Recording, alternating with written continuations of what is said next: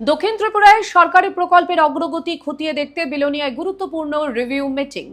মন্ত্রী সুধাংশু দাসের নেতৃত্বে সার্কিট হাউসে বসল এই পর্যালোচনা বৈঠক। মৎস্য, প্রাণী সম্পদ বিকাশ ও সমাজ কল্যাণ দপ্তরের চলতি অর্থবর্ষের কাজের গতি পর্যালোচনার পাশাপাশি অসম্পূর্ণ কাজ দ্রুত শেষ করার কড়া বার্তা দিলেন মন্ত্রী।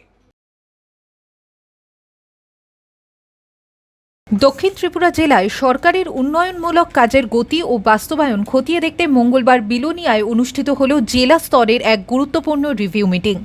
বিলোনিয়ার সার্কিট হাউসের কনফারেন্স হলে আয়োজিত এই বৈঠকে রাজ্য সরকারের প্রাণী সম্পদ বিকাশ, মৎস্য এবং সমাজ কল্যাণ ও সমাজ শিক্ষা এই ৩ দফতরের চলমান কার্যক্রম নিয়ে বিস্তারিত পর্যালোচনা করা হয়।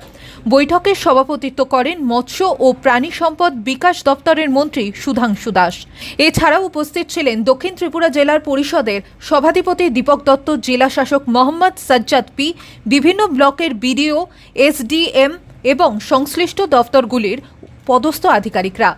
আমরা প্রত্যেকের মতামত চাইবো, প্রত্যেকের অপিনিয়ন চাইবো, যাতে করে আরো কত বেটার ওয়ে আমরা এই ডিপার্টমেন্টকে এগিয়ে নিয়ে যেতে পারি, এই ডিপার্টমেন্টের কাজগুলিকে এগিয়ে নিয়ে যেতে পারি, সেই বিষয়ের উপর আলোচনা হবে।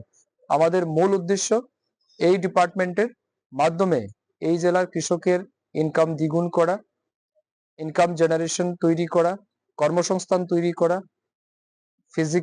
ফিনান্সিয়াল অ্যাচিভমেন্ট যেন আমরা করতে পারি, এই সমস্ত বিষয়গুলিকে জোর দেওয়া হবে। বৈঠকে 2025 এবং 26 অর্থবর্ষে সংশ্লিষ্ট 3 দফতরের বিভিন্ন প্রকল্পের অগ্রগতি, সাফল্যের খতিয়ান এবং অসম্পূর্ণ কাজের বর্তমান অবস্থা নিয়ে চুলচেরা বিশ্লেষণ করা হয়। মন্ত্রী সুধাংশু দাস জানান, উন্নয়নমূলক প্রকল্পগুলির বাস্তবায়নে কোনো প্রশাসনিক বা পরিকাঠামোগত জটিলতা থাকলে তা দ্রুত চিহ্নিত করে সমাধান করাই এই বৈঠকের মূল উদ্দেশ্য।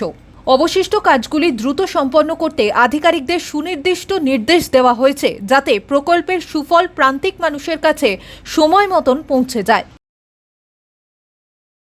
ত্রিপুরা থেকে দেবাশিস বোসের রিপোর্ট, সিএন ত্রিপুরা।